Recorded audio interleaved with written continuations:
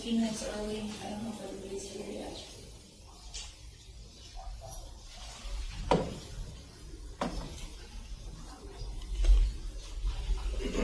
I'm sorry, you are with who? Council for the school year. I know you, and I know Ms. McElroy, and who are you? This is my law clerk from Hellas and Pettis. Okay, great, nice to see you. And then we have a state here, and the defense is here, the defendant's here, right? Okay. Let's go ahead and start with the status conference that involves the parties, in this case, meaning the state and the defense. I saw that two reports of the lead detective, although I didn't see the actual reports, but I saw that they were turned over, I think, Monday or Tuesday. Yes, Your Honor. And that they were very long, meaning hundreds of pages.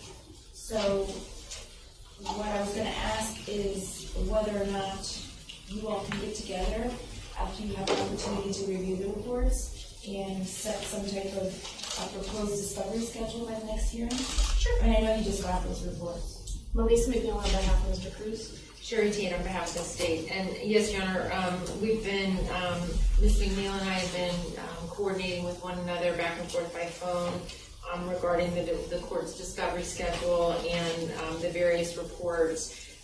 The two reports that we thought would be the most lengthy, Detective Curcio's and Detective Scott's, which I brought to court today and I've turned over to defense today. Okay. So they have both of those. They're quite voluminous, and there's many more sets of reports that are going to be forthcoming over the next weeks to come. But I know Ms. McNeil is still going through Detective Curcio's, and she'll then be going through Detective Scott's. And I've told her as she's going through those, anything that she sees that is missing, we've been staying in phone contact with each other, and she's letting me know what's missing, and I'm getting those to her, so we can coordinate with one another. Okay, so I understand that perhaps this is an ongoing investigation and there are supplemental reports, but as far as any report that is documenting a person's actions or investigation involving the day of the incident or the days immediately following the incident, are those reports all prepared and turned over? I think the bulk of those are now completed. Reports that are probably still outstanding are those reports that are waiting on further action.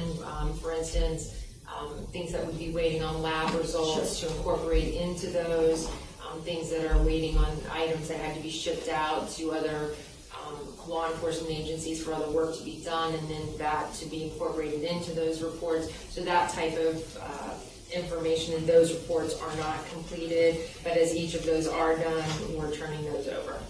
But a simple report with just someone's actions on that particular day, if that concluded their involvement, those would be done.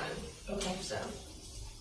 Well, Judge, I think that myself and the state were focusing on the 8 witnesses, Sure. which is what your order had said. Yes. So I had sent her a list of what I believe was outstanding. There are some other reports I don't have. Her and I will communicate. But Okay. as far as I know, with the exception of one witness that is listed as an 8 witness, I gave her the name today. She's going to look into it. In reference to Broward Sheriff's Office, we have all the 8 reports, as far as I can tell. Okay. And that was the major agency. There are other agencies that were involved, Sure. and I'll continue to forward that information to the state. We'll Okay. figure it out. But as far as you know, even the other agencies, the 8 witnesses who played some role in the investigation but don't have anything outstanding like DNA or whatever it may be, those reports are all completed. As best as we can know. I mean, if something's out there that we don't, it's hard for us to know, to know No, I something we don't understand. know. But as far as we know, yes. Okay. And I go through every single report and with the witness list, and then see if there is a report. There are Sure. some people that we have reports for that aren't listed, and I'm Okay. giving that information. So we're in direct communication whenever we need to be in order to get what we need to in order to set depositions. Well, it seems like we've made progress since the last hearing, so that's what's important. All right, I'm going to reset this for a status in 30 days. If there are any issues that arise before then, between either any authority, please let us know when to set it down. In the meantime, how is Wednesday, September 12th at 1:30, does that work? Judge, I know for the state, several of the attorneys, including myself, are out of town. Okay. The first couple of weeks of September, so we can move it more towards the end of September. How about I can do September 26th, That's fine. does that work for you? That's fine. If I'm not here, somebody else will be. All right, September 26th at 1:30 for a status conference, and you all can give me an update on your proposed discovery schedule, or how you are coming along with discovery at that time. Would the court entertain a written motion to continue if it's agreed upon and we set forth in the motion the anticipated deposition schedule? Sure. Any? Anything else from the state or the defense? Not from the state. Thank you, Your Honor. Okay, thank you. All right, may I please have the school board attorney? Sorry, I got. No, there's Mr. Pettis, and you're His partner, yes, sorry. He's in an arbitration today, unfortunately, and couldn't be here. Okay, no problem. I have the school boards.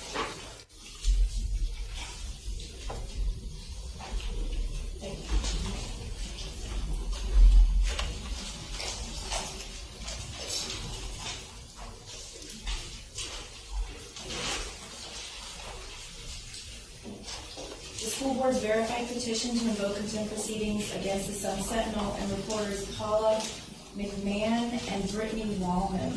First of all, are those two individuals present today? Is there a reason why they're not here? We didn't think they were ordered to be here.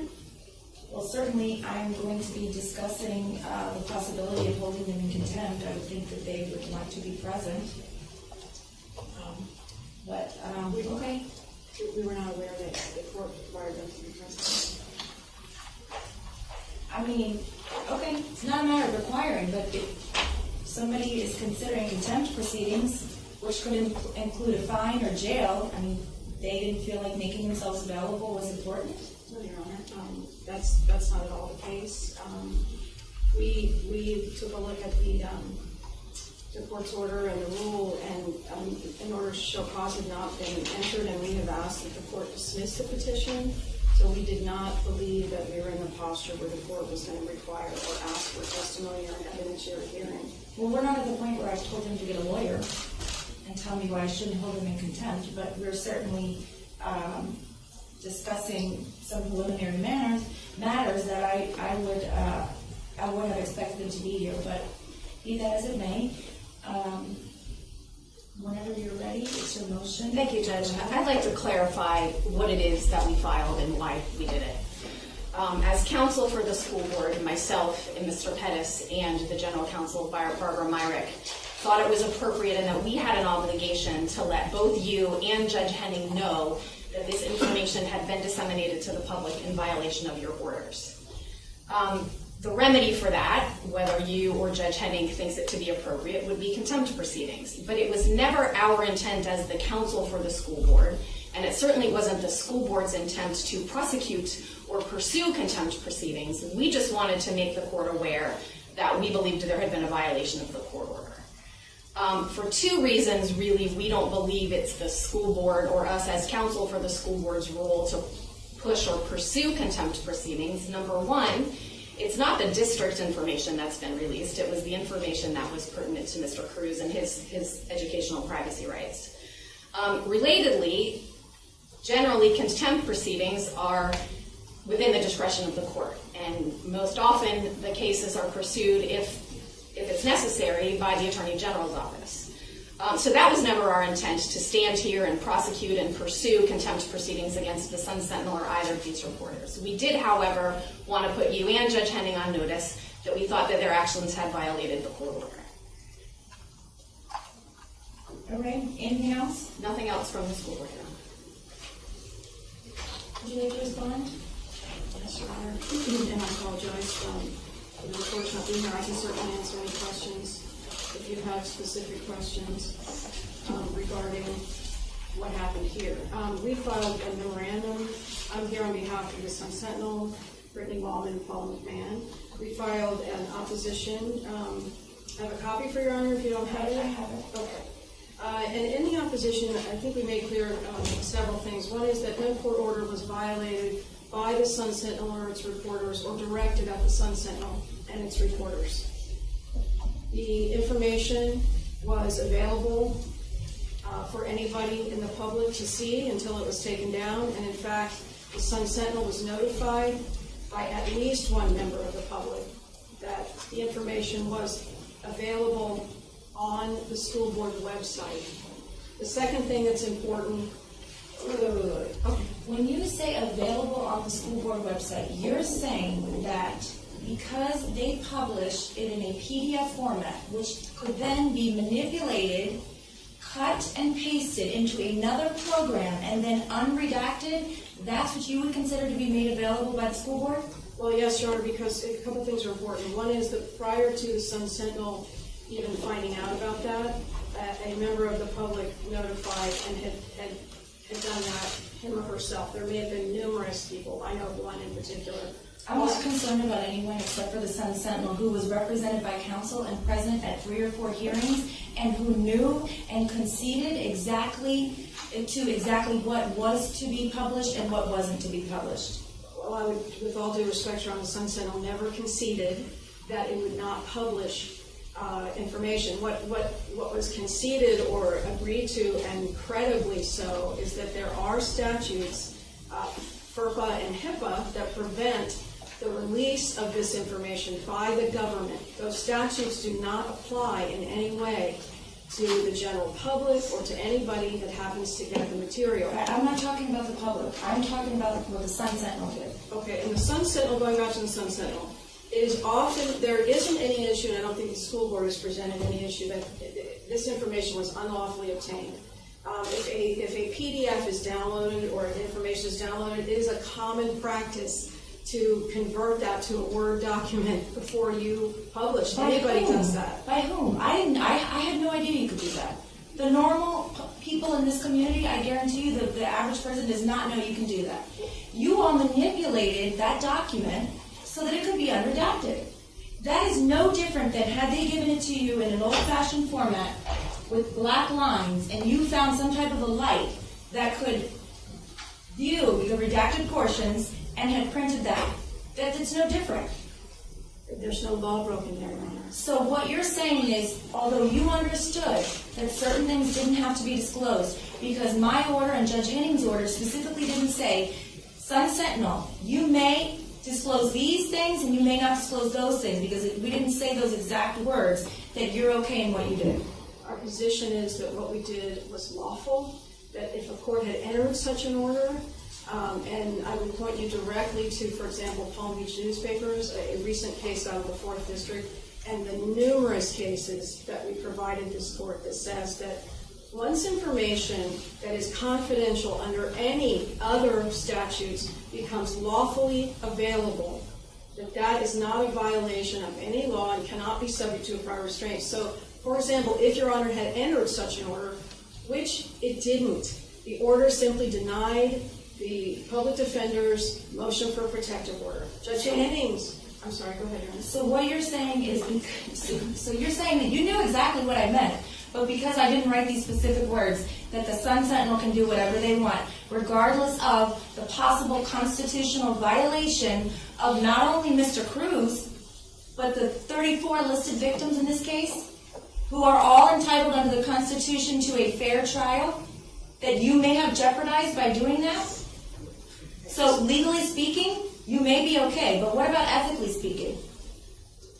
Your Honor, we took a look at the information and felt that it was of the highest public interest to understand what happened in the weeks and months approaching the shooting in this case, and the failures by the system that are undoubtedly going to be explored in the trial in this case, and that are of utmost public importance to both the victims and to the public. And in that regard, it seems a better practice to have jurors or the public understand what happened, most of which, by the way, was already public. If you look at our filings that we did in advance of the last hearing before this court, almost all, if not all of the information that was contained in that report had already been leaked in some way or another, and was already public and publicly available. I find that explanation completely unacceptable. You acted in bad faith, and ma'am, you came into this court, and you are always very professional, you're very respectful, and you gave this court the impression that everybody was on the same page as to what should and should not be disclosed. So then for you to turn around, and if you're the lawyer that the Sun Sentinel is saying that they met with before they published it, that told them go ahead and publish it, I find that to be an ethical violation on your part under the Florida bar. Maybe the Sun Sentinel does not have any ethical rules that they have to follow, but you as a lawyer do have those rules. And if you gave them that advice, then shame on you. Because I assure you that the constitutional rights of Mr. Cruz and the state and the listed victims in this case outweigh the Sun Sentinel's belief that the public has a right to know about these types of things. Because members of the public include Mr. Cruz, the defense, the state, and all of those witnesses who now could potentially be jeopardized because of your actions. And I will note that, as far as I know, you are the only paper who did that. I'm sure Your Honor, but we're the only paper that matters today. And I just have to disagree with you on thinking that I have committed any ethical violation. Absolutely no law was broken, nor did I ever suggest that if any client of mine came into possession lawfully of information, that it would not publish it. I'm not permitted to do so. I'm not permitted to I make have that the transcript. representation. I've read it, and your actions and the actions of the Sun Sentinel are misleading. You're misleading and misguided.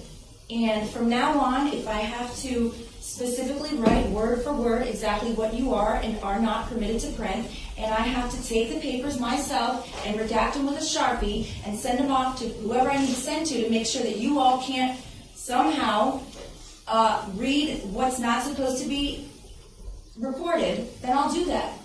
But I thought we were all professionals here, and I see now that you all are going to do what you want to do, unless my orders are very specific, more specific, even though I am fully convinced that you all knew exactly what you were doing, and I find it shameful. Your actions are shameful. And if you have, in fact, created some type of jeopardy to the fair trial of Mr. Cruz, then that's something that the Sun Sentinel is going to have to live with. Whether or not that matters to you, I don't know. As far as the motion to invoke contempt proceedings, I'm going to take the matter under advisement. Is there any other issue that we need to address for today? We're in recess. I do have one thing, Your Honor. Okay. Yesterday, a group of news organizations requested and asked the school board to file an amicus brief, and then it was delivered to Your Honor this morning. I have a copy of the motion to file an amicus and the amicus brief itself that lays out the relevant law on this topic. If I may. I received a copy yesterday. I'll take that matter under advisement as well. Thank you. We're in recess. Thank you, Judge.